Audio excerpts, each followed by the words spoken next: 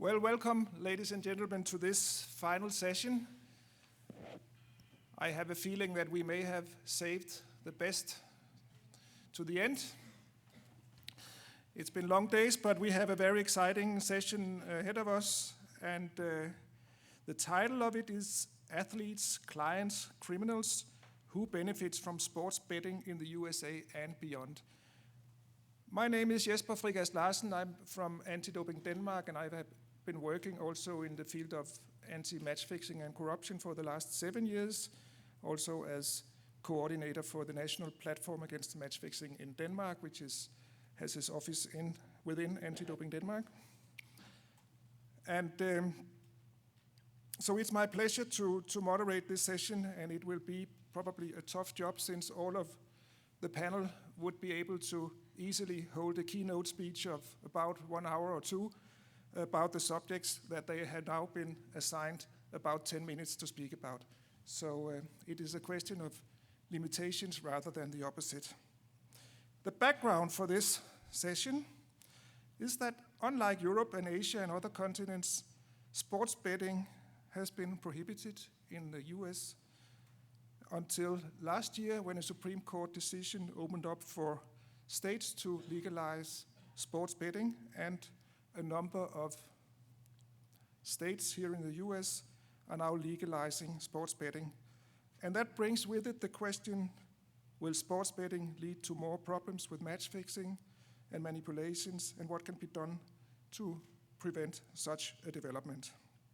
Now, to put a light on that, we will hear from experienced speakers from other parts of the world trying to put a light on this subject. And I'm very proud and also very humbled to be able to introduce the speakers one after one. The first one is Mr. Anders, an investigative journalist from Ghana who for many years has been fighting slavery, corruption in Ghana and beyond, including fighting corruption in sport. His efforts in journalism has led to enormous consequences, not only in his own country. The motto seems to be name them, shame them, and jail them. And even President Barack Obama has characterized Mr. Anders with the words, "This man risked his life to report the truth." So it's with a great honor and expectations that I invite Mr. Anders to take the floor.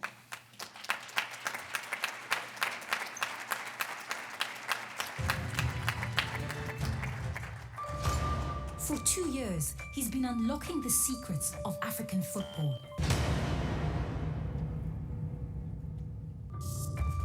This investigation, it seeks to look at football. When this story comes, there's going to be a lot of trouble. We decided to go back and give them 500 cedis top-up money, and we told them it was a gift from the supporters of Hearts of Oak. Suka appears distracted by his phone, but eventually takes the money. And again,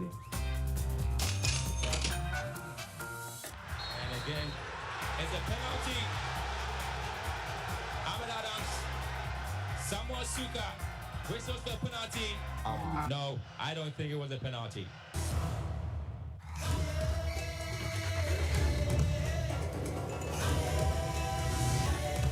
On show, top players and top referees, all members of FIFA's senior ranks.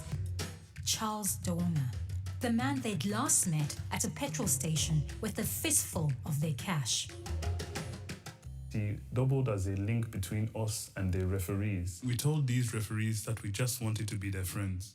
Then when we meet them, we can ask them to help us. So I'll know you now.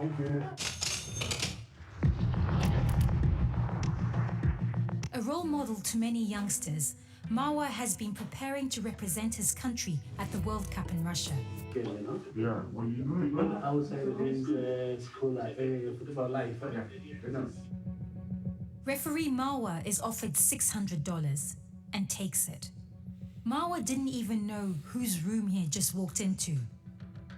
He's at the top of his game, and he's just put his career in jeopardy. This is the president of the Ghana Football Association, the number 2 in African football, and one of the elite in FIFA, Kwesi Nyantechi.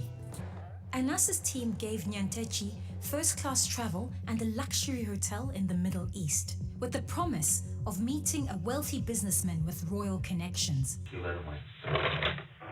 Thank you very much.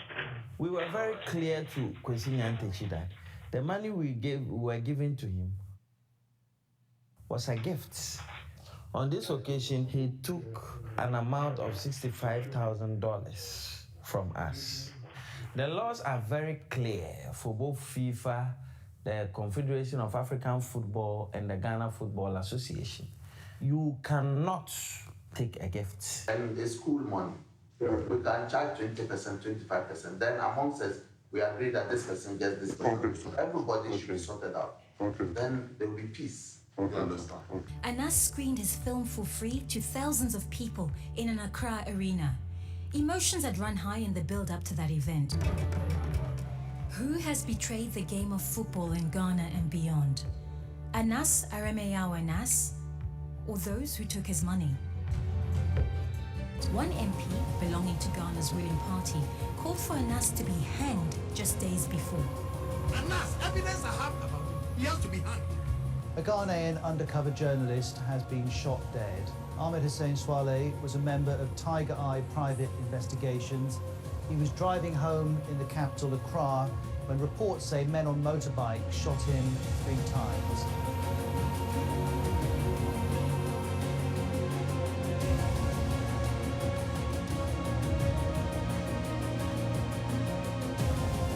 He was a key member of Anas Aremeyaw Anas TigerEye Private Investigations team. He played a role in the BBC Africa Eye's Malawi human harvest investigation and was instrumental in a wide-reaching expose into corruption in Ghana football, about which the BBC Africa Eye program made a documentary. Relatives and friends gather at the family home of the murdered journalist Ahmed Hussein Swaleh. He was shot multiple times just outside his home in Accra in what appears to be a targeted killing.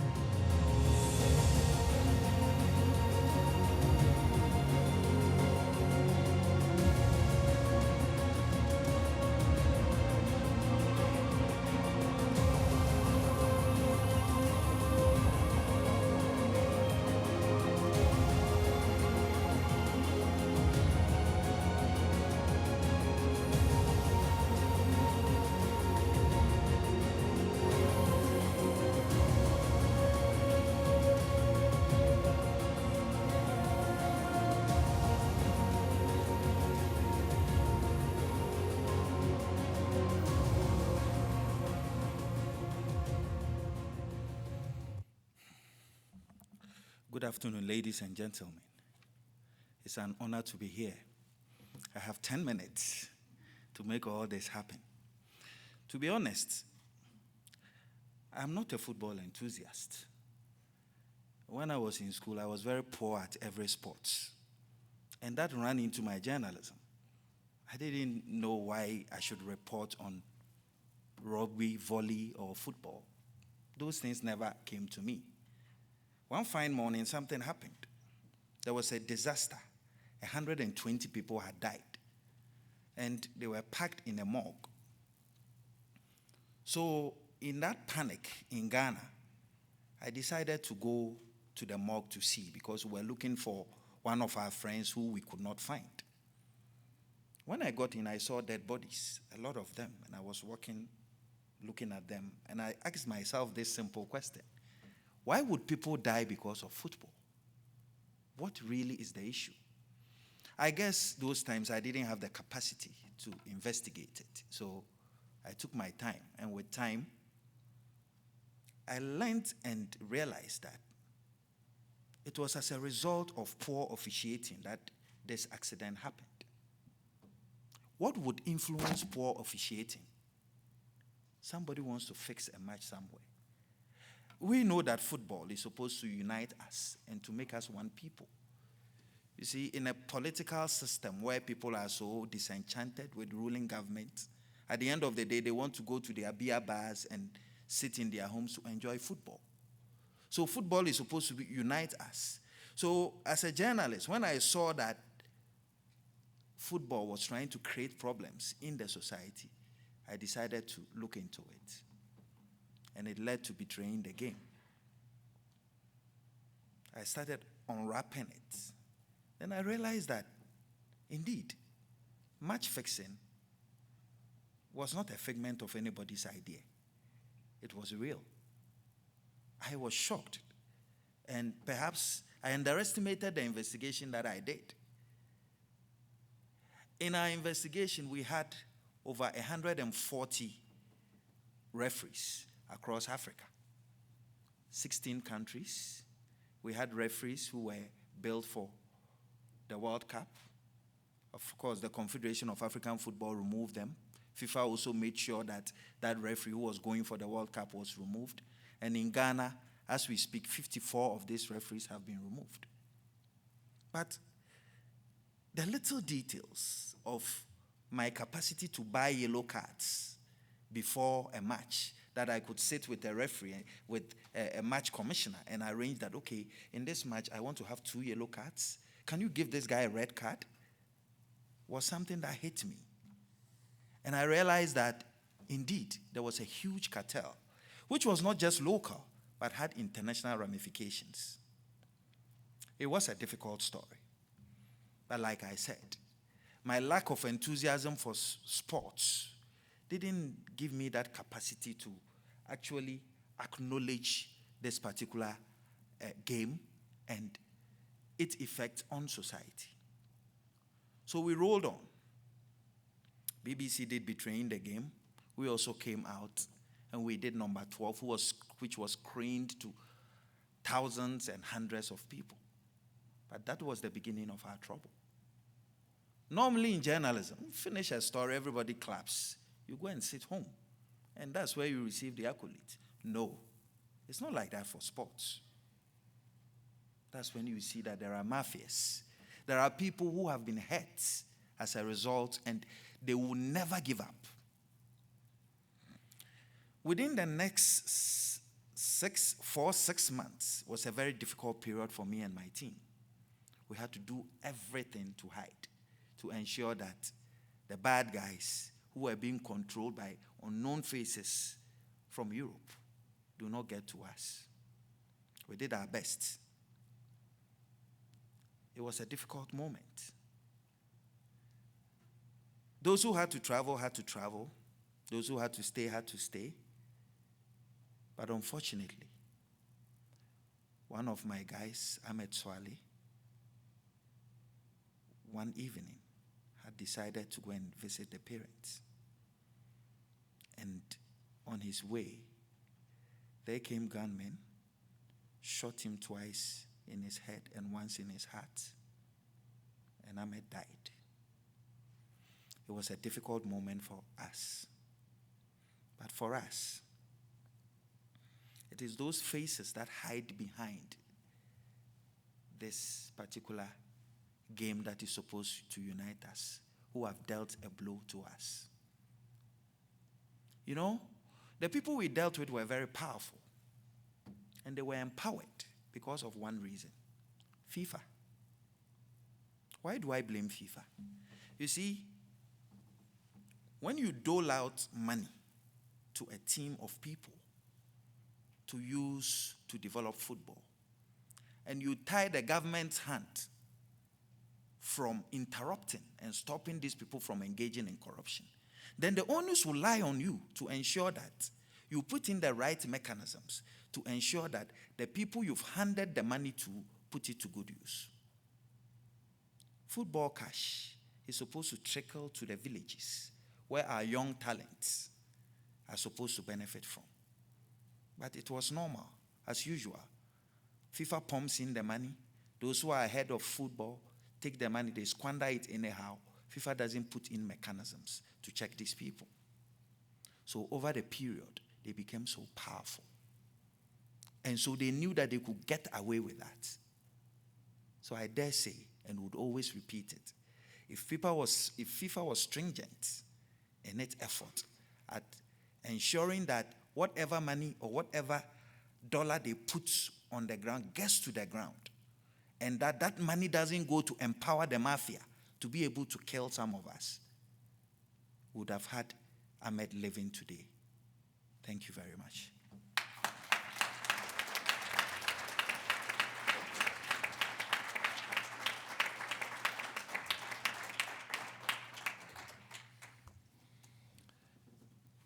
Thank you very much, Mr. Anders, and you will stay on the podium, hopefully for some questions at the end of the session.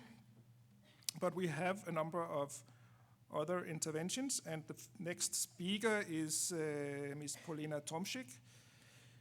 She's a lawyer, studied in Poland and France. She has been for a number of years Secretary General of the EU Athletes, working relentlessly for the rights of the European athletes, not least towards the European Union.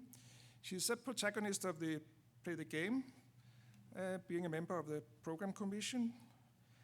And you may argue with her, but don't try to fight with her, because she has the black belt in judo and is an international level judoka. So, Paulina, the floor is yours.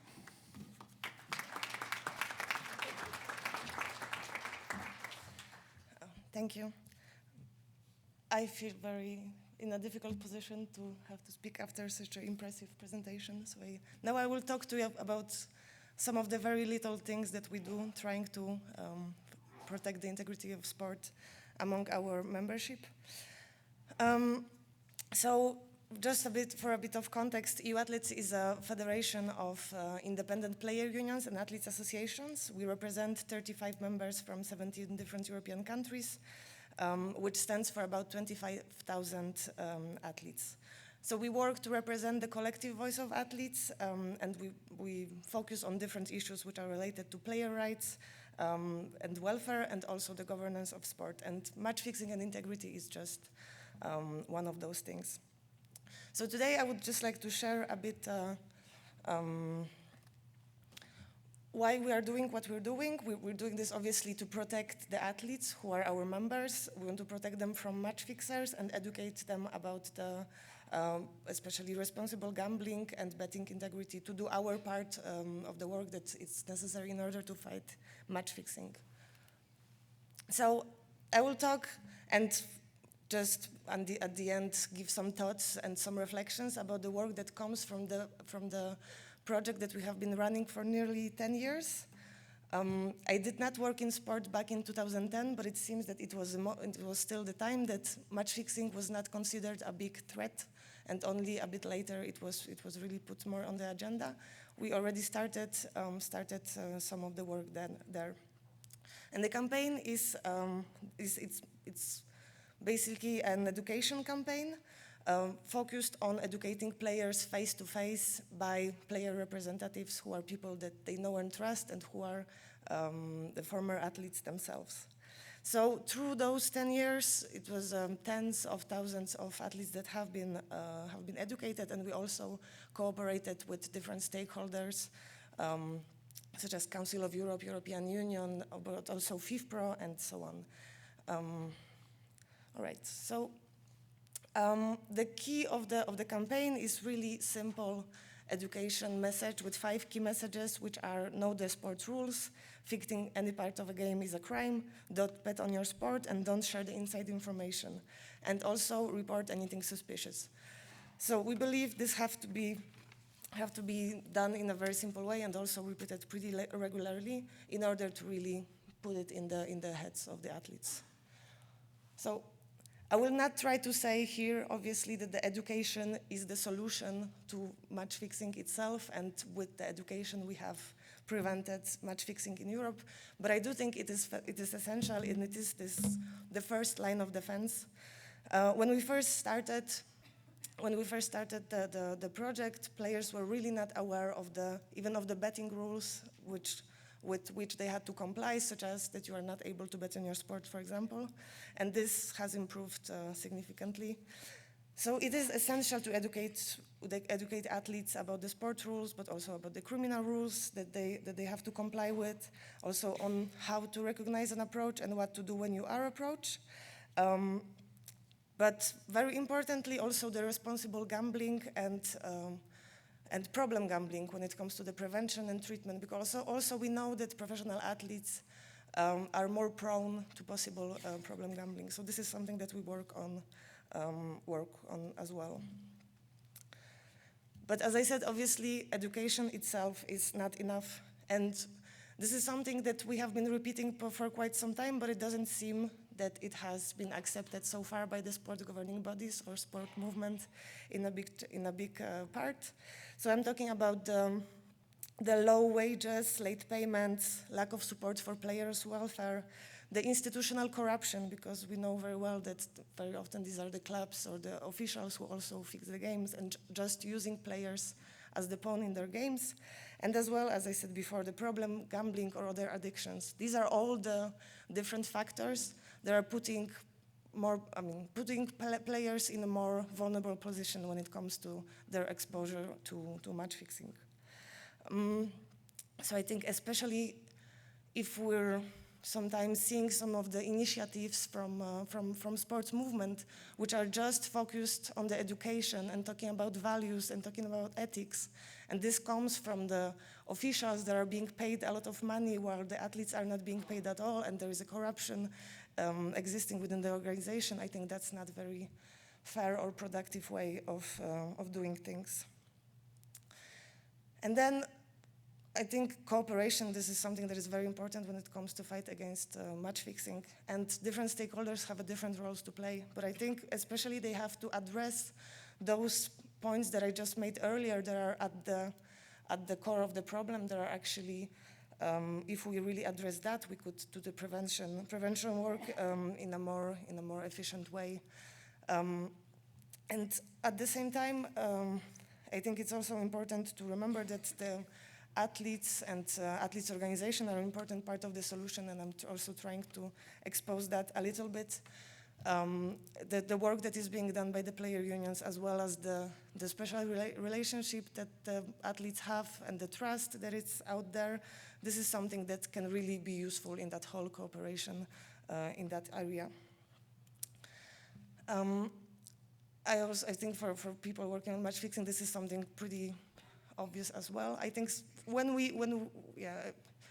sometimes we hear people saying that, well, we don't have a problem with match fixing, we don't have a problem with corruption. And I think it means either they have a problem already or they will have a problem pretty soon, because this lack of understanding for that, this is something which is not great. Just, I think some of the examples that we had within our membership with French handball player union, maybe that's not the most popular sport in the USA, but there was actually, well, France is one of the strongest countries when it comes to handball. They have a very good professional league, and it was at the time the best player in the world who was involved in match fixing, which was completely shocking. But I think it also illustrates there's really no sports, no country that should consider itself immune, and it can also come in different forms. I would also like to talk a little bit about players and the fact that very often they are the ones who get punished, while the people who are actually responsible only get a slap on the wrist. The person that you see on this photo in the middle, his name is Samir Arab. He's a Maltese football player who back in 2016 was approached before the qualifier for the under-21 UEFA Championships to fix a game. He refused, he didn't fix a game, but he did not report it immediately. He did report after a month to the police, then he cooperated with the police, helped to put the fixers in jail. Actually, he was named a very important witness by the judge. And after that, UEFA decided that it was appropriate to start disciplinary proceedings against this player, and they actually banned him for 2 years. Which, well, that's completely unfair, completely counterproductive. I don't know how the sports governing bodies expect athletes to actually report and blow a whistle if this is the treatment that they are getting. And definitely whistleblowing and reporting is another example, because as we know, it's very often the organized crime problem, and obviously players have reasons to fear for their life, as it was obviously I believe will be repeated during this panel.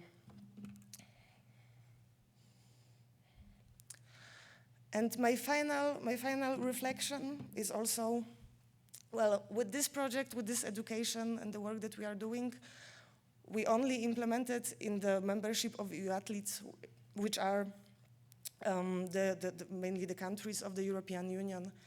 And I believe that the presence itself of a player union in a country, this is something already that is working towards the prevention of match fixing, because already the unions are working on working conditions, they're working on players' welfare and also on governance.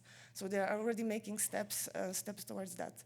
And where we don't have unions, we don't do the projects, and possibly that would be very useful also to reach those places. So I think we still have quite some developing in that area to do. I surprised myself on being on time. I thought I wouldn't be able to do it, so thank you very much.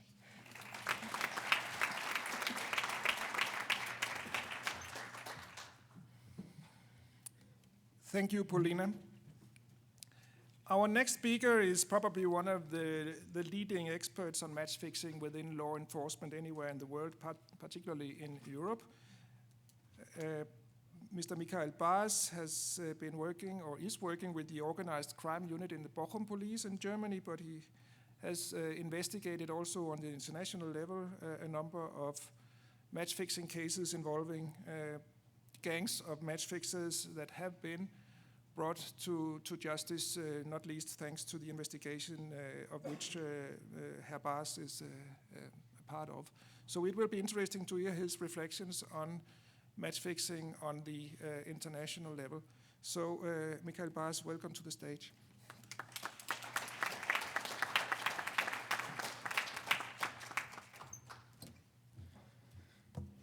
Hello.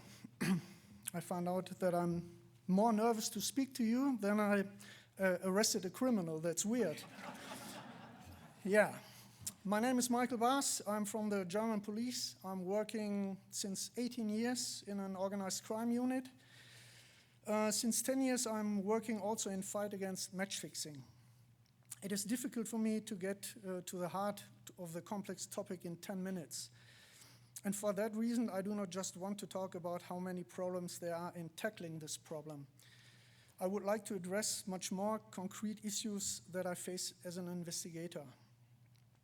It is valuable to hear many people talking about problems at this conference. But at the end of the day, that was it. And I'm sitting in my office with a specific case of law enforcement and need to solve the issues that are addressed here. And that's why I'm getting concrete now. I can assert that in the meantime, I get a picture of the entire match fixing scene. I interviewed the biggest known match fixers on this planet. I interviewed the athletes involved. I have discussed countless times with the football associations.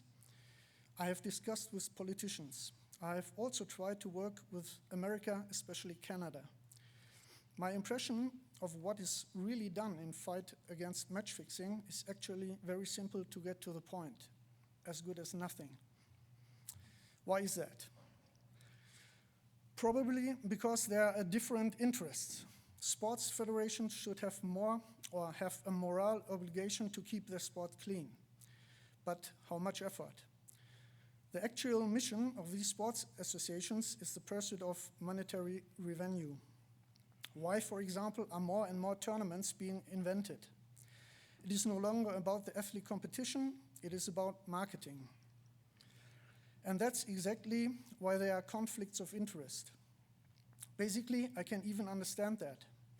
Every company strives for profit maximization.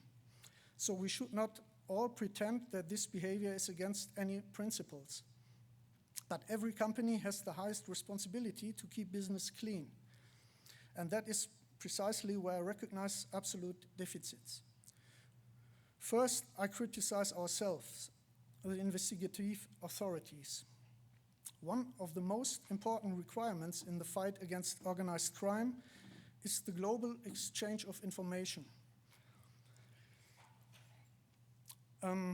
Match fixing is a criminal phenomenon that transcends national borders.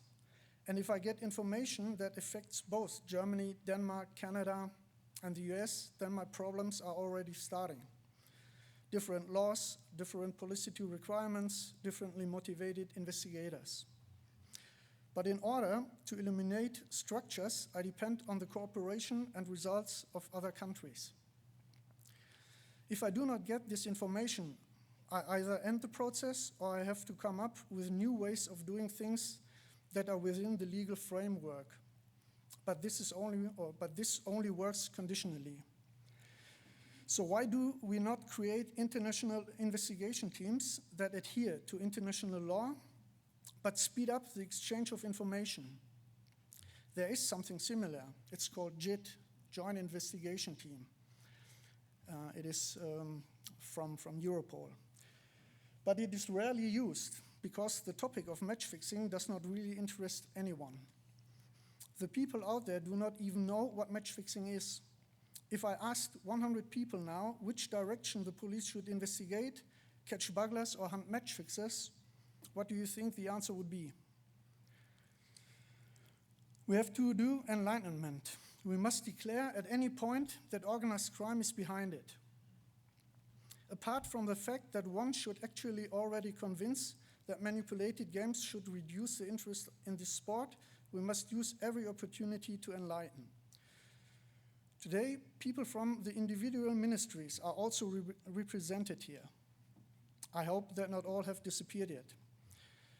Why do you not bring this problem into politics and with solution? At least there are hardly any investigative authorities in Europe that deal with this criminal phenomenon. So we can argue here and pat ourselves on the back with the knowledge we all have. But it does not help as long as all go home after such an event. At a conference like this, tasks have to be distributed. This may sound funny, and it is certainly an unusual way, but I have been experienced for 10 years now that we always choose the same easy path, but that leads not to nothing. In summary, I would like to say to the investigative authorities, unfortunately, I'm a lonely fighter. We need investigative teams, a central prosecutor's office, and international legal assistance, which can be applied quickly and easily. Otherwise, we are always the second winner. Teams of experts should definitely be formed, who know immediately what to do if they have a match-fixing case to deal with. At the moment, we do not have these experts. The motto of this event is athlete power on the rise. That's the point, to the athletes. In my case, the football players. But you can also transfer it to tennis, ice hockey, basketball, and so on. The athletes and the sport itself should be the focus. However, we all have to ask ourselves if we really want it that way. We have many experts in the room here, and everyone knows that's organized crime behind such manipulation. And we have heard many lectures in which the finger was pointed to the culprits, but what now? I'm a policeman, I have to prosecute crimes. It is my job to use exactly these criminals who are clearly mentioned here, and to use the structures, some of which have been lit up, for criminal proceedings. But I also have to get a first investigation order. I'm not here to teach others, of course, but I'm here to tell what I experienced and experience. And this message goes to the journalists here in the room. I fully understand your work and have worked well with you for several years. But a good story gets even better if the criminals are convicted at the end of the day. So it does not help to publish a good story, and only then will the investigating authorities get involved and have to try to save what can still be saved. Maybe we can do both, a good story and a conviction. To the Sport Association, also their address. At this conference, we have concentrated power and senior decision makers. Each of them tells what he's doing to fight the problem. But you can do that in two ways, in the form of alibi measures or goal-oriented actions. I cannot say anything about doping, and so my appeal concerns the football associations present. And to those, I can tell the whole stories. FIFA, UEFA, Danish Football Association. I would like to have some of them here in the room. And I even lean out of the window so far that I can allow myself a picture that is frightening. The football associations do nothing in the fight against match fixing. But on the contrary, they wear out the problem, spend a lot of money on alibi, making the audience believe there's a lot going on. They pay a lot of money to this monitoring company, knowing it will not work. But they do not, in my opinion, in education within the athletes. Athletes are the means to an end for organized crime. Without them, no match fixer would be able to implement his plan. No head of this organized crime is even on the football field and acting. So, as a sports federation, I should do my utmost to protect these players. 15 minutes are devoted to this topic per course. In 15 minutes, you want to tell these players who are absolutely at risk that there is something like game manipulation. What's the crap?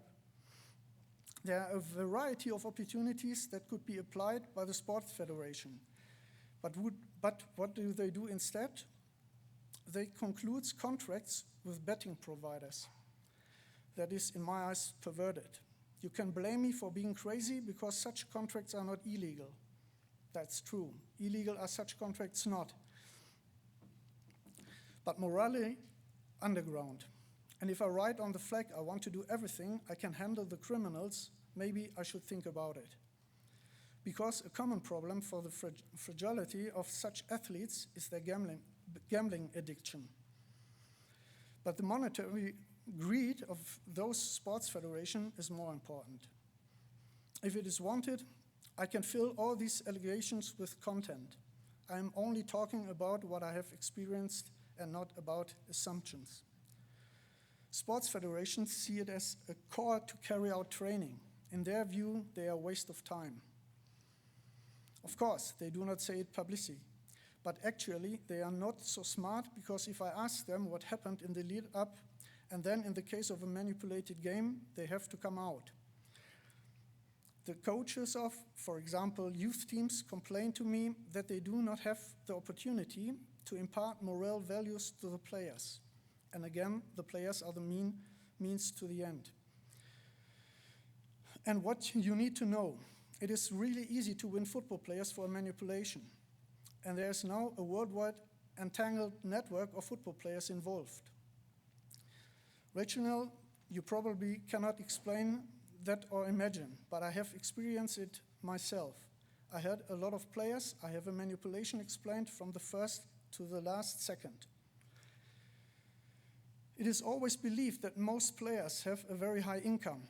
They have subordinated their whole life to sport. So why should they destroy such a life's work? Because the criminals, of course, act stretchedly and the players themselves do not even notice what is happening. To imagine this, a small example. First, the criminals pick a potential victim by watching the players in cafes, discos, in dealing with others. Then they appear during training and ask the player for a short conversation. Hey, you're totally undervalued here in the club. I am a player consultant with worldwide connections. The criminals are rhetorically fit, actually have contacts with famous stars and come across believable. Then they invite the players to a meal, to a football game. They build confidence in the next few days. They flatter the players with little gifts, tickets, pay the bills, and meetings. After some time, however, they tell the player, damn, I'm currently in a thick trial.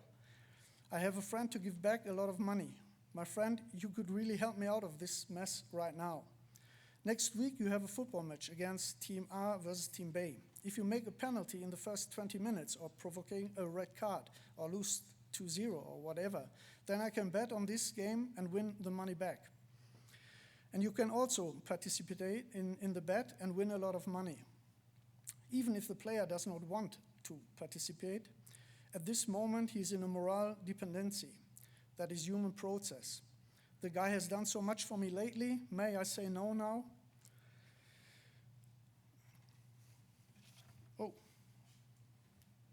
then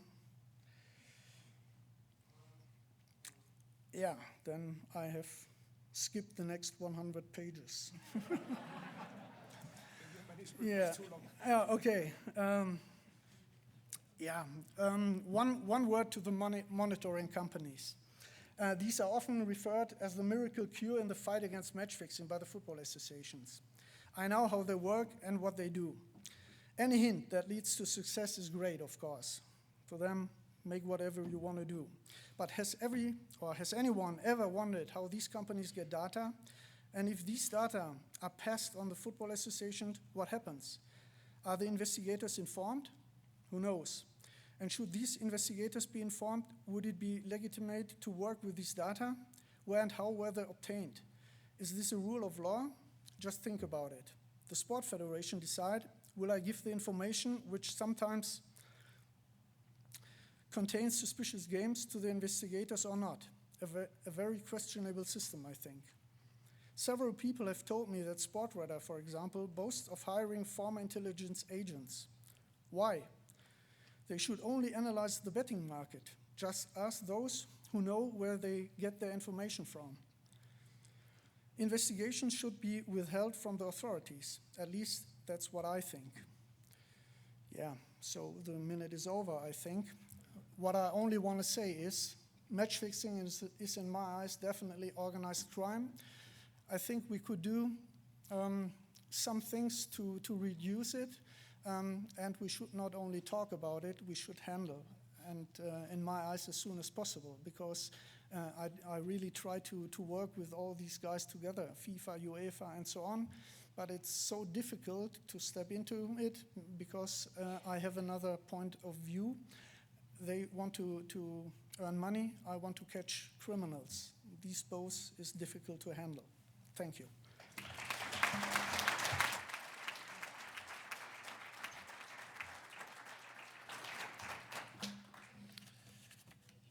Thank you very much, Michael. And of course, it's not nice to cut off a speech, but we have other important speakers, and we should have time also for some questions and answers in the end. So we will move on to our next speaker, which hardly needs any further introduction, Dr. Richard McLaren. Just think of the McLaren reports commissioned by WADA that exposed the extent of the Russian doping scandal and many other things, as Dr. McLaren has had a long and distinguished career in law and in sport integrity, and is a knowledgeable man also in terms of match fixing, particularly tennis, and it's a pleasure to welcome Dr. Richard McLaren to the floor.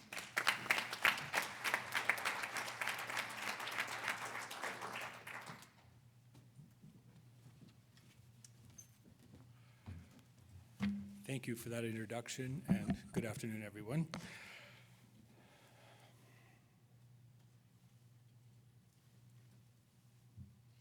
Oops, got this the wrong way around here. The green. All right, there we go. Sports betting in the U.S. Is in transition.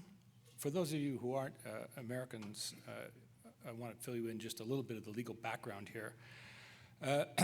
That act came in 1992. It's a piece of federal legislation in the United States, and it was thought that sports gambling was a national problem. So the act was put in place to solve it. It didn't do that.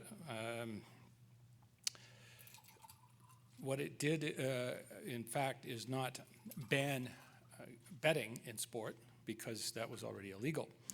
What it did is it banned states from regulating and taxing sports betting.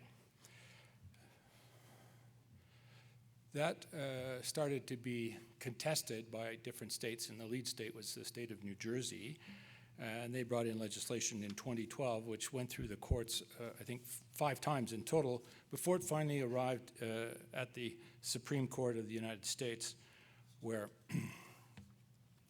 it was dealt with on the basis that the federal law was in conflict with the state law, and so it declared the state law to be, the federal law to be not within the constitutional powers of the federal government, and so the act was struck down. The result of that happened in June of last year. is initially the professional sports leagues in the United States, which are all the logos of which are on the screen, they were opposed to legalizing the sport of betting. And the reason they were opposed was because they were concerned about the integrity of their game, and that it would be compromised through the rise of corruption. We'll see whether that's a real concern in the end. After the landmark decision, they all pursued gambling sports betting arrangements very vigorously. The NBA was the first American sports league to get involved, and they signed a deal that permits a casino to use their team and name logos. They were followed by the NHL and Major League Baseball, who've signed up with partnerships with MGM Resorts International. And then the NFL has gone a different route and has signed up with Caesars Entertainment.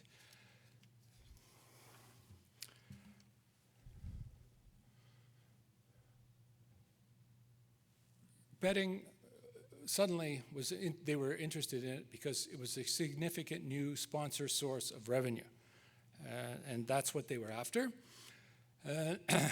It's estimated, and nobody really has good statistics on this, but it's estimated that the sports betting market, legal and illegal in this country, is somewhere around $150 billion. It's a major industry. Now, what is that concern when they brought about that original piece of legislation in 1992? Because they thought sports betting was a problem? Well, I think it attacks the core of sport, and here's what I think is the problem. It removes one important characteristic.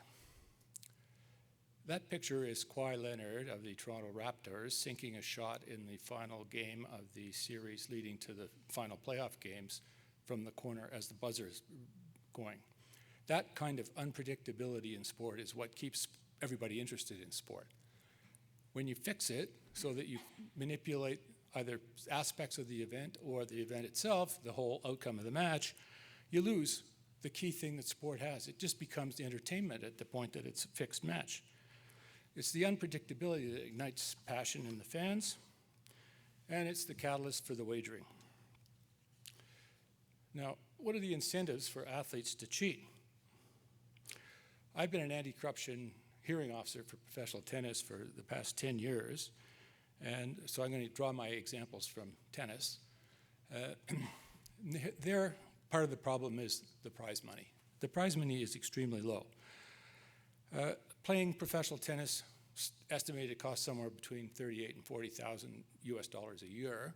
By the way, they had an independent review commission that ran for almost 3 years, and I'm drawing that information from their reports. And just under 4% of male athletes break even. They get enough out of the prize money to hit that $38,000 to $40,000 range. This is just over 5 for female athletes. So, and I think you heard this explained very well by the previous two speakers. I think athletes are the victims in the system here. There are other athletes who aren't cheating or competing in unfair circumstances. And if ones that start to slide down that slope that was just being described by my previous speaker, they get into the jaws of the vice of the betting syndicates, and they can't escape.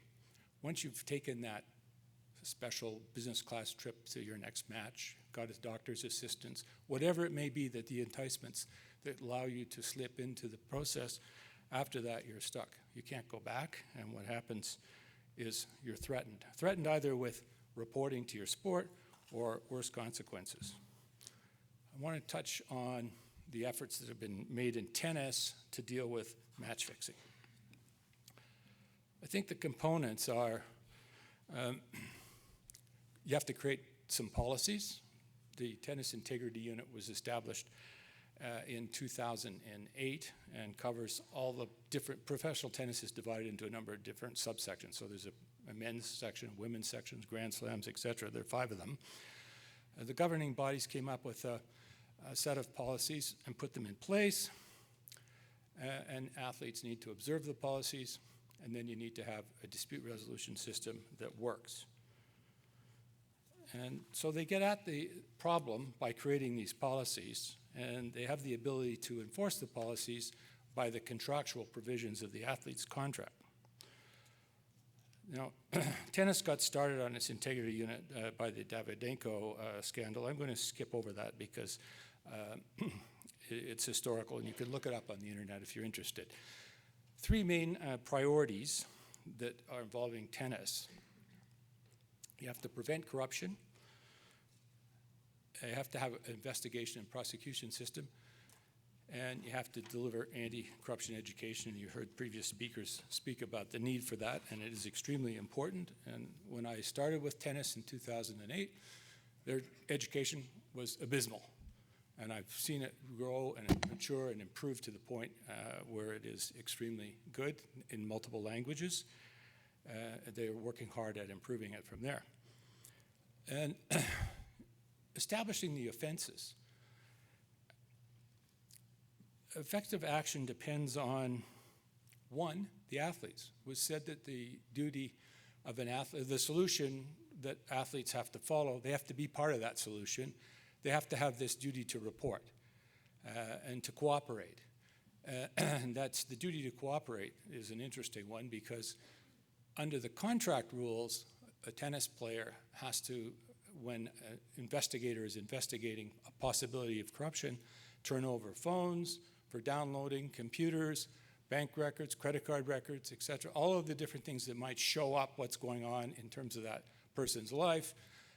And that's effectively like the law enforcement using their powers to get search warrants to go and get evidence. A private association like a tennis integrity unit doesn't have those powers. So you have to have it in the contract. And what I'm seeing now, tennis players are getting more and more sophisticated at evading this duty to cooperate that they is part of the scheme of a tennis integrity program. The other important part, aside from the duty to report and cooperate, is whistleblowers. It's like many other areas, including the doping situation. Whistleblowers are extremely important, and they can be rewarded by substantial assistance. Just touch on this for a second, but this is the very first case that came out of the tennis integrity unit that went to eventually CAS. First of all, the first instance, Cecil Level-Lyman as an anti-corruption hearing officer. This particular player was given a lifetime suspension from tennis and a $100,000 fine. Went to CAS, and the lifetime suspension was upheld, but the $100,000 fine was eliminated. What's our solutions here? The people who are doing this, the betting syndicates and organized crime, are better organized and better funded than the sports that are trying to protect themselves from the integrity. And if you lose that unpredictability, so you're known to be a sport where the outcomes or aspects of the outcomes are manipulated, you've lost the integrity of the sport. They're well prepared to corrupt everyone, and they are very sophisticated, and you need sophisticated systems in place to avoid detection. And the integrity units, and you heard this at the previous speaker, we need more money. Even though the tennis integrity unit for professional tennis is spending an enormous amount of money, they need still considerable amount of more funding to really get at the problem, and we need to work on how that should be done. That's a very quick overview of my experiences with professional tennis. Thanks.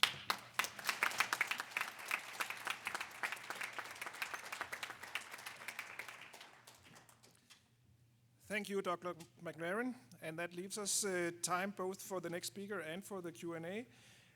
Our next speaker, or the last speaker on the panel is, well, I think it was Jens Sejer Andersen the other day who actually said something like that Declan Hill, the Canadian journalist, author, researcher, and much more, he was actually the guy who invented the term match fixing. Well, I think that may be a little bit exaggerating, but certainly as far as Play the Game is concerned, it was definitely a presentation by Declan Hill many years ago that opened the eyes of all of us about the problem of match fixing.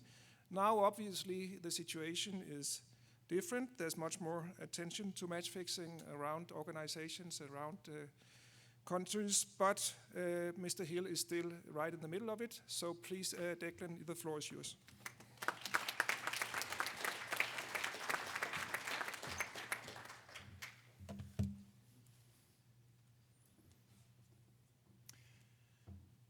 May 14th, 2018, one of the most significant, by the way, tweet alert at the back, guys, pay attention to this one, little tweet thing going on. So one of the most significant social changes in America since prohibition occurred. It was the legalization of sports gambling, which will literally transform everything. The proponents say, don't worry about it. You know, America's just going to, you notice my American accent, guys, I'm blending in here. America's just going to become like Britain.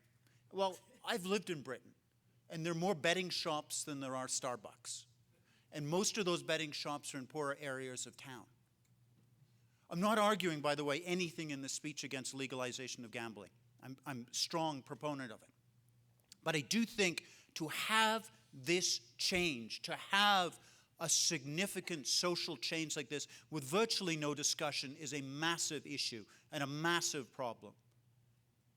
2, everyone in this room is passionate about sports. Sports gambling is going to transform American sports. Again, let's follow the European model. Our teams are going to be sponsored, our players will be sponsored, our stadiums will be sponsored, our television programs will be sponsored. It will utterly transform everything. Tweet. I stood on this stage figuratively in Copenhagen in 2005, and I warned Europeans there will be a tsunami of match fixing coming. I don't take pleasure or pride in saying to my American friends and colleagues, the same circumstances are here. I'm no way suggesting, Spencer, that match fixing will happen in your country in the next 3 days, despite the Colombo crime family case of last week. I'm not suggesting, Bradley, that we're going to have match fixing next year. But I am suggesting that unless in the next 5 to 10 years, America is going to face exactly the same problems as the rest of the world. Much of my work, as you guys know, is based on the wrong side of the table. I continue to have very good contacts within the both offshore bookmaking community and also among match fixers and former match fixers. I'm going to move quickly through, but much of the work that you see presented now is taken from interviews, from research in the offshore work. We're going to go quickly in the next 7 minutes. We're going to talk about the gambleization of sports, the 3 phenomena that we'll see in America. We're going to red flag the leagues, showing you which of the major leagues is going to be hit most. And then we're going to talk about how we in this country can stop happening in America what has happened in the rest of the world. Let's move quickly. 1, Alex Lowell of Pace University talked about the gambleization of sport. Tweet, sports gambling is the crack cocaine for young male athletes. The pathological gambling addiction, as many of the other speakers have talked about over the last couple of days, for young male athletes in particular, are far higher than the general population. 2, and this is something in the tsunami of bullshit that has swept over this country has been ignored. The very good reason that legalization of sports gambling was put into place was the idea to attack organized crime. I fundamentally believe that, but they ain't coming back. The offshore gamblers are not coming back. They're not changing their bookie. They're not dropping them. 3, the legal sports gambling market is going to grow. So we're going to have what we have offshore. That's not going to change, but we're going to have a bigger, larger market here. So let's talk about red flagging the leagues. It's some research that we did at the University of New Haven, along with a gentleman that many of you guys know who's our senior research fellow, Chris Rasmussen, a Danish expert in international gambling. We looked at these 5 major leagues, and let's just whip through them. Let's have some fun at the end of a long, hard conference. Please raise your right hand. Who of you thinks the National Hockey League, with all the issues that you know with the Russian mafia that I exposed a number of years ago. Who thinks the National Hockey League will be the most exposed? One. Top man. Thank you for that. I appreciate that. Two, Tier 1 National College Athletic Association, NCAA, men's football and basketball. Three, the National Football League. It's the biggest sport that's gambled on in this country with one equivalent. And that equivalent is, tweet alert, esports. Esports is now in the offshore market approximately, depending on week over week and stuff, the same size as the National Football League. Major League Baseball. Anyone think it's Major League Baseball? Thank you, sir. Thanks. Appreciate that. And National Basketball Association, with all its connections with gangster rap and all that stuff. Anyone think it's the NBA? No? Okay. I'm sorry, the next thing is extremely immodest. It's quoted in academic terms. It really should be Declan's rule of thumb. This is the Hill qualitative indicator for ticketing match fixing. You can know, ladies and gentlemen, I've gone from being a journalist into academics when I can write a sentence like that. Look, everyone, the basic rule when you're trying to figure out sports, whether a sports event or a sports league is in danger, is the total money gambled divided by your median salary. That'll give you a rough estimate, a rough, accurate estimate. There's 7 factors that are going to affect that general Hill's rule, but that's the thing. And the results are absolutely stark and clear. Even when we looked at the NCAA's scholarship, we gave everything we possibly could to them. You'll see on the far corner their corruption value is extraordinarily high. It's at 22,000. Brian, can you see that? I can see you leaning forward. I'm not sure if you can see that. Okay, sorry. National Basketball and National Hockey League, NBA is the largest salary. They're down in the hundreds. And because the college students are only receiving scholarship and various stipends that there are other people in the room that can explain better than I can, they're at a ratio of thousands of degrees more vulnerable than any other league. By the way, I'm happy to share all these charts. I know it's difficult to read them. Here are the 7 factors that will affect Hill's rule far more. One is the Il Sistema. For all the Europeans in the room, you know this Il Sistema. My friend and colleague Amelia spoke about the Turkish match fixing, which was a direct result of the political Il Sistema. However, if you ever want to see Leonel Fessinger's cognitive dissonance in action, speak to an American sports fan about tanking. Tanking is a long and ignoble tradition in this country where they deliberately lose to gain draft points in the next season. 2, Paulina is an expert in relative exploitation. The minor leagues of America is really where the issue is going to come. There have been a number of class action lawsuits, and the testimony in those lawsuits are that the players are receiving less money than the guys selling hot dogs. The difficulty of fixing a sport event, it's obviously, as Richard McLaren has pointed out brilliantly, it's so much easier to fix a tennis game than a National Football League.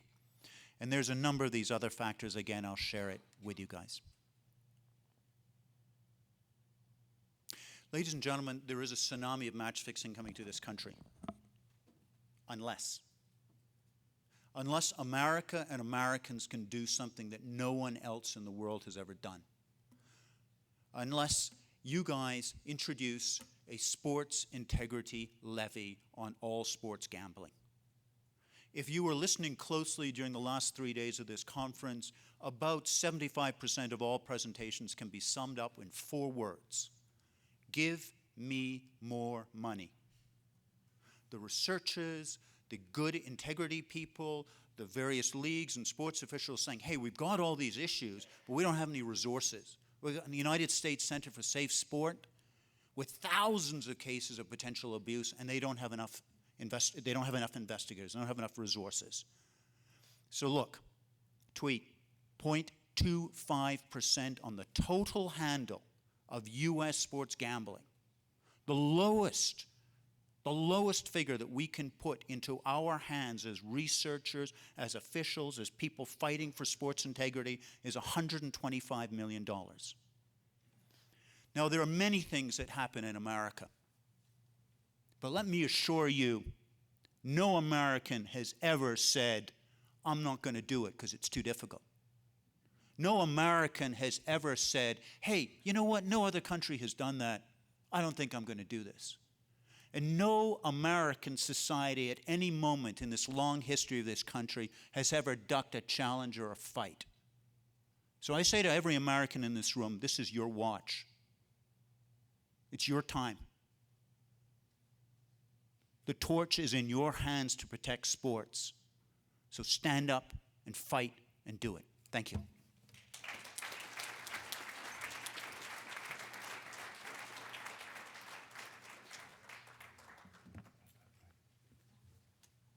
Thank you, Declan. And with that powerful message, we thank all the speakers for their interventions, and we open the floor for questions. And we have 20 minutes, which is better than actually I had expected. So thank you also for keeping the time that was assigned to the presentations. And we have the guys with the microphones. And the first question is at the back to the right.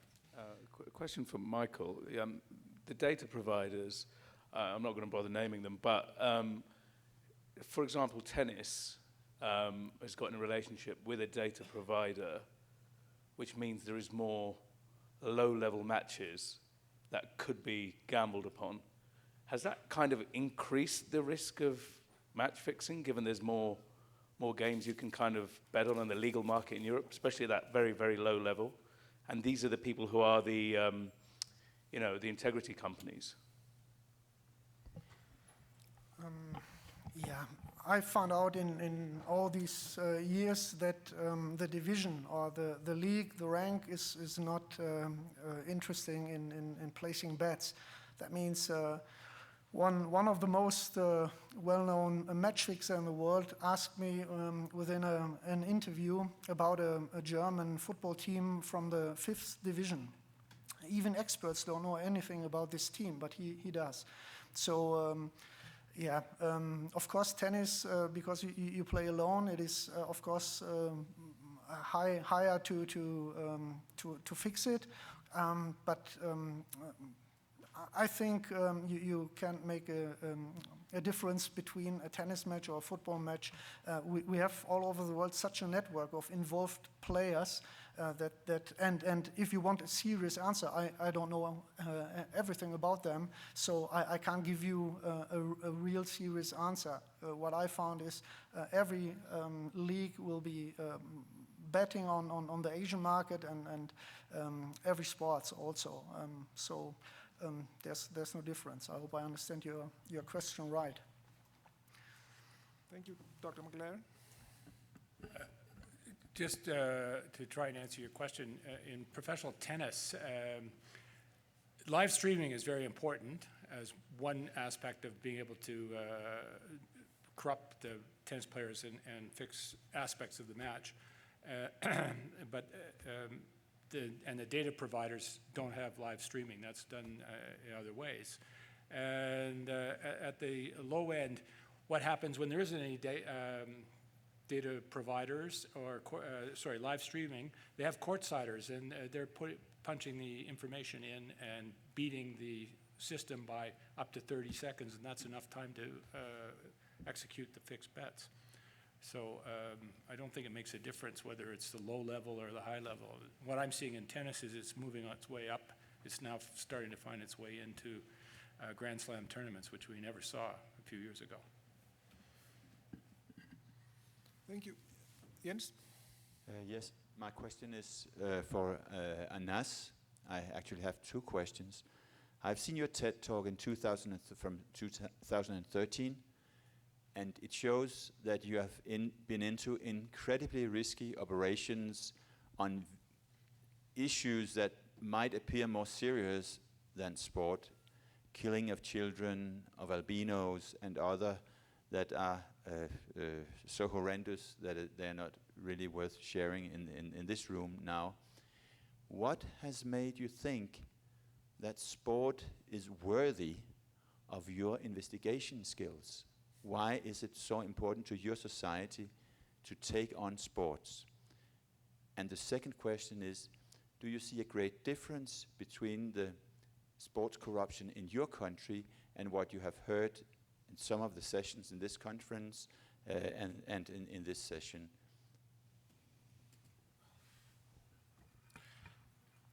Well, first of all, it's true, I have done lots of investigations across the African continent and the world on many other issues. Like I said in my statement, I underestimated because I thought sports is sports and we go to entertain ourselves. The only thing that gave me a wake-up call in sports was when there was this major accident as a result of poor officiating, which was also influenced by someone who wanted to fix a match. So I decided to look into it. Even with all that experience, when I started working, there are times that my team members will bring reports and I'll look at it and they are all excited and I'm simply not moved. I didn't get it. And I didn't understand why I put out the promo and the whole country, the whole of Africa, everybody wants to see, especially an investigation where you have a FIFA executive who has been so powerful for over 14 years. Is he going to fall or is he not going to fall against undercover journalism? And I'm like, I'm in town and you put out the ticket and early in the morning when the program is supposed to start at 3, at about 12, the place is full. And I'm like, maybe sports is quite important. So I truly underestimated it. And maybe if I knew 10 years ago, if I knew that sports had that power I know now, I would have probably done more. But everything was a shocker to me when I asked myself, maybe I should have been touching this subject many. And like Declan has said, I think that it's growing. You know, sports betting, match fixing is growing because it's about money.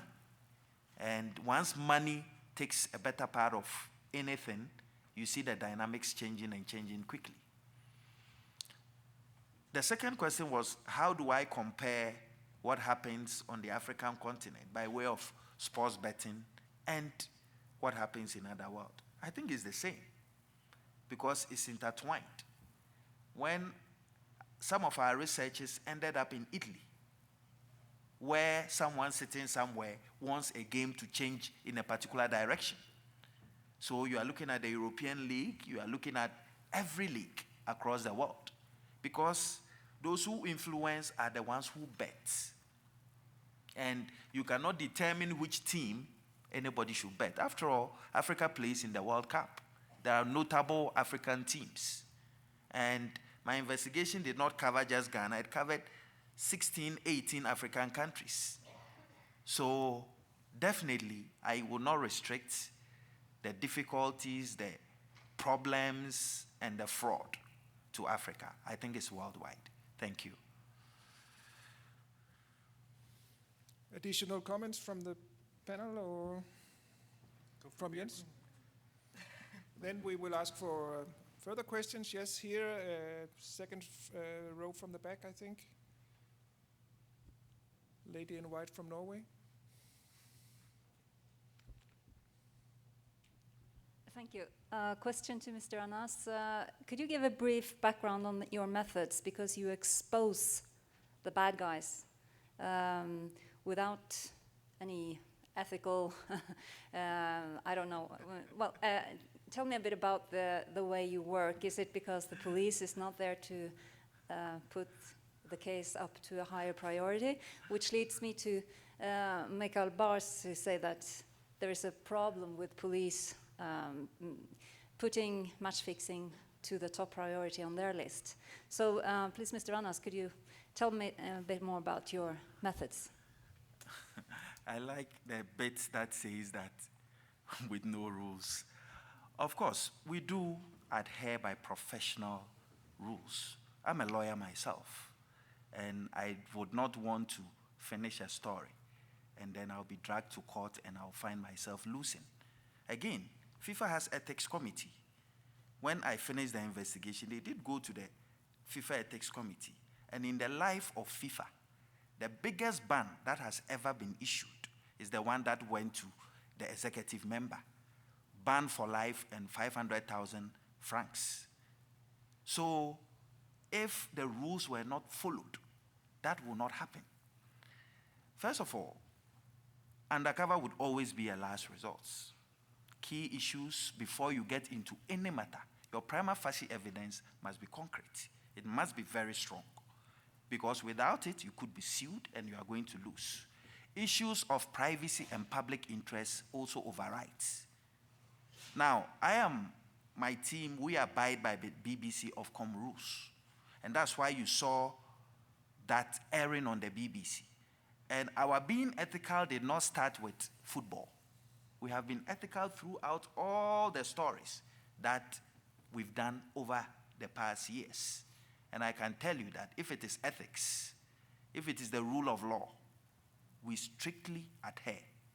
Now, I'll take the opportunity to look at what my brother said about the relationship between journalists and law enforcement. And then he pleaded with us that maybe when we have our information, we should share with them. Share with them? What have they done to us in the past? How connected are they with the mafia? Even when we have done the stories and we haven't shared with them, we end up being killed. Yes, some police officers and some law enforcement agencies are okay, but I can tell you, not all of them. We look at them with one eye because we know what they can do. We know the connections that they have within the underworld. And we also appreciate the dangers about the people, the strength, and the money and power about the people we write about in sports. I won't hang my faith and give my faith to you. I will not. Because I'm afraid that when I hand over that docket to you in your office, one or two people will see, your boss will see it, it has moved to this desk, to that desk, before my story comes out, I'm killed. That's why we are not willing to share with you. And again, you have that habit of organizing press conferences and even taking credits of what we have done for yourselves when you have not worked. So yes, we will think of a way of collaborating with you, but we also urge you to amend your ways. If you amend your ways and you are true and truthful to us, maybe we can think of ways of collaborating so that we don't get killed. We do that because we just want to live. That's all. Thank you.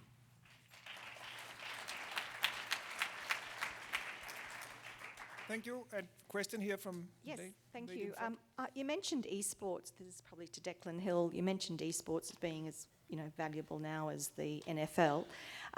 Australia, obviously, as you know, has recently had some people who have been charged, esport gamers charged with match fixing. How do you see perhaps the models, the traditional sports models and the esports models working? Do you see that you can apply some of the methodology that you've already looked at in terms of detecting it and managing it that might translate into the esports space, or are there unique challenges perhaps in that particular area? I'm my team at the University of New Haven, we've already started looking at this. We're doing a number of research, and it's great because I can sit in my office and hand off the work to 19-year-olds because esports is look, I'm a bit embarrassed, frankly. I think Play the Game, we should have owned esport at this conference, and let's make sure this doesn't happen again because it's the demographic shift in sport. It really is happening. So, and anyway, we're taking a look at this. What I'd actually like to talk about is ANAS. As many of you know, I did undercover work in Ghana exposing the football corruption there on their World Cup team. It's really difficult to overstate this man's courage. It was easier for me. It was still somewhat dangerous, but it was easy for me because I got to fly out at the end of the day. But this man and his team have to live there day after day, week after week, with people knowing where they live. And, metaphorical hat off to you, Anas. You're a courageous man, and I know your team is great, and this guy really is the genuine thing. So guys, put your hands together for him, please.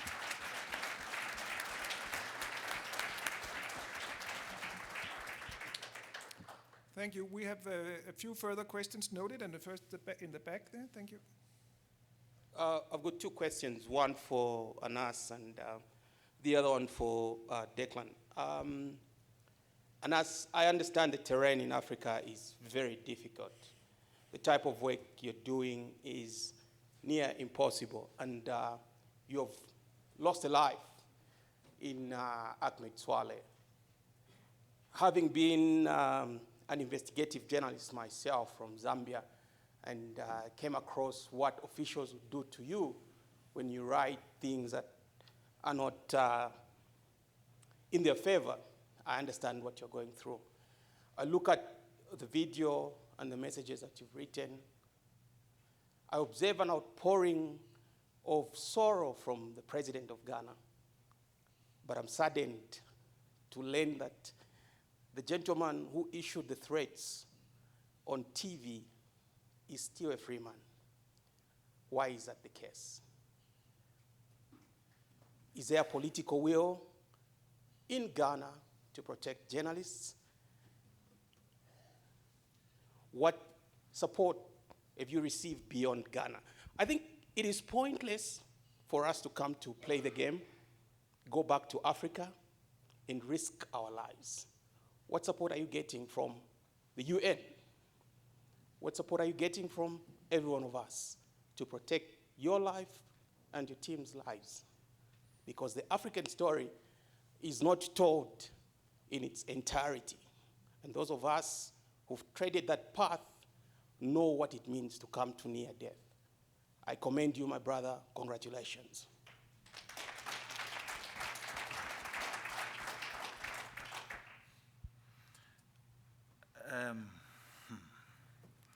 Your question is a difficult question, but I'll try and hazard an answer. So, I think that I will not run away from the fact that Ghana's commitment towards free media and free society is very strong. When indeed the incident of Ahmed's death happened, the president poured his heart out. Many organizations, including the United Nations, EU, my sister here, his organization, poured their hearts out. Yes, it is also true that a politician indeed put out Ahmed's picture, and that is what led to people identifying him and therefore getting him killed.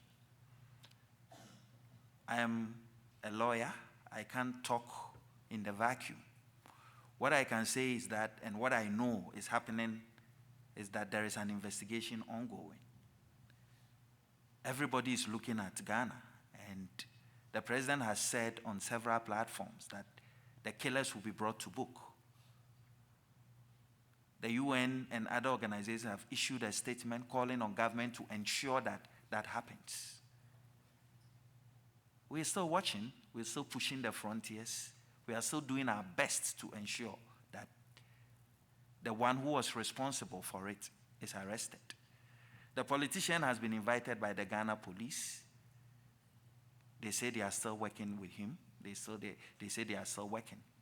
I'm not in a position to tell what is on their docket now, but we hope that we'll get justice for Ahmed. Thank you. Thank you. And now, Krista?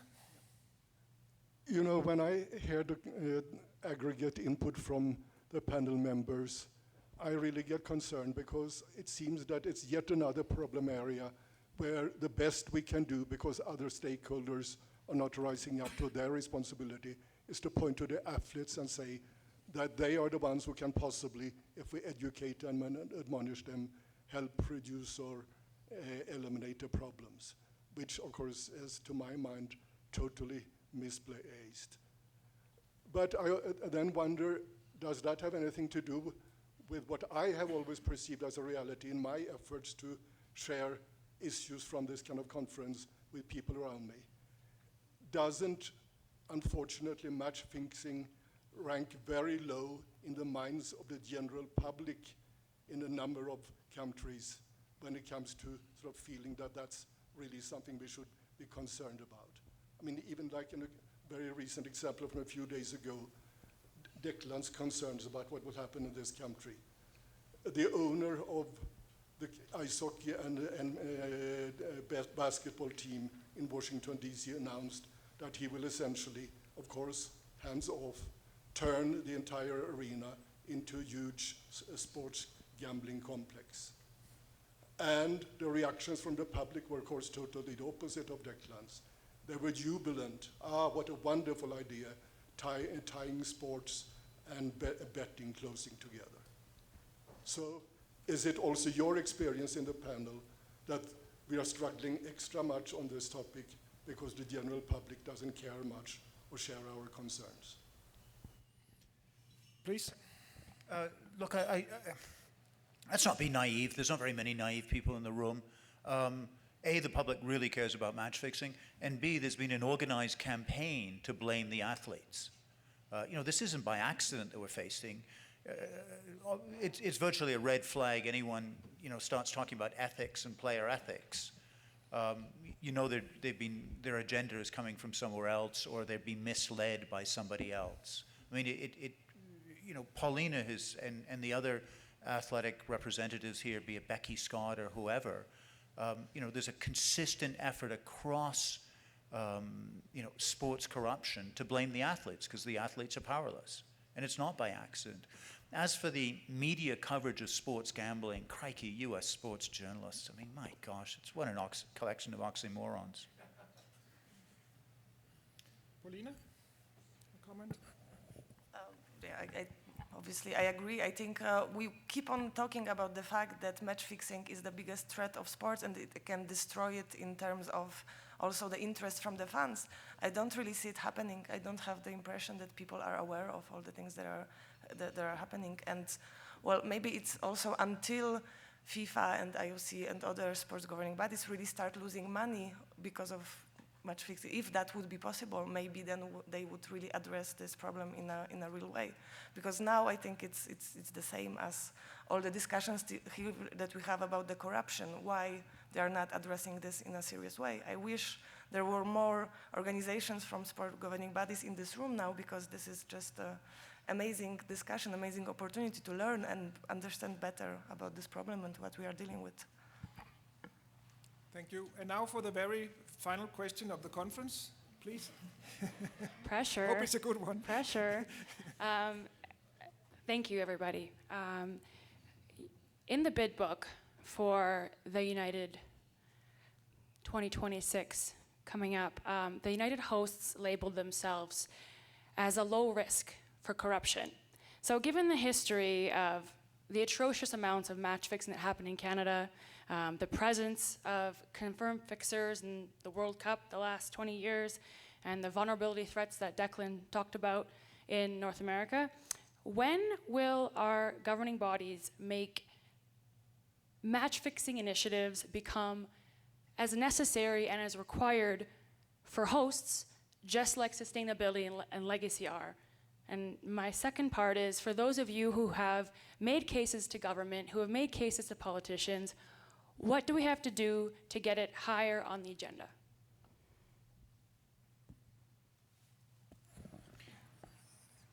Look, let's review quickly. There have been match fixers at almost every major FIFA tournament since 1991. We've got this corroborated from the match fixers, we've got it corroborated from the players, from the coaches, from the officials, even the former head of security for FIFA has talked about this.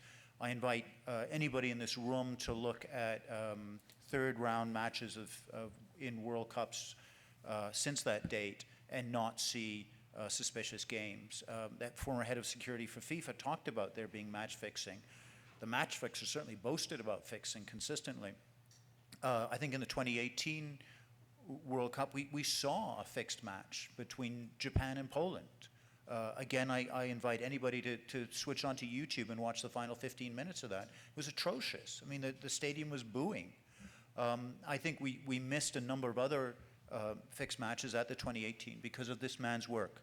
I think that he set back and he put on warning to any corrupt African football official, and by goodness there are many, that somebody somewhere would be watching. I'm happy to talk about your question again in private, but I'd like to close this session by everyone rising on their feet and giving a man who's risked his life, who's lost a colleague and a friend, a round of applause. Let's give it up for Anas, please.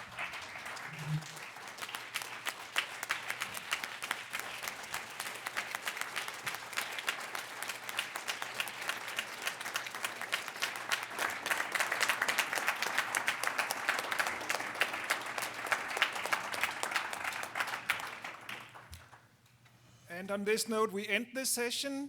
Thank you again to all the speakers, and thank you to everybody for listening and coming to with questions. I hand over the floor to Jens for remarks and the closing of the conference. Thank you very much to everybody.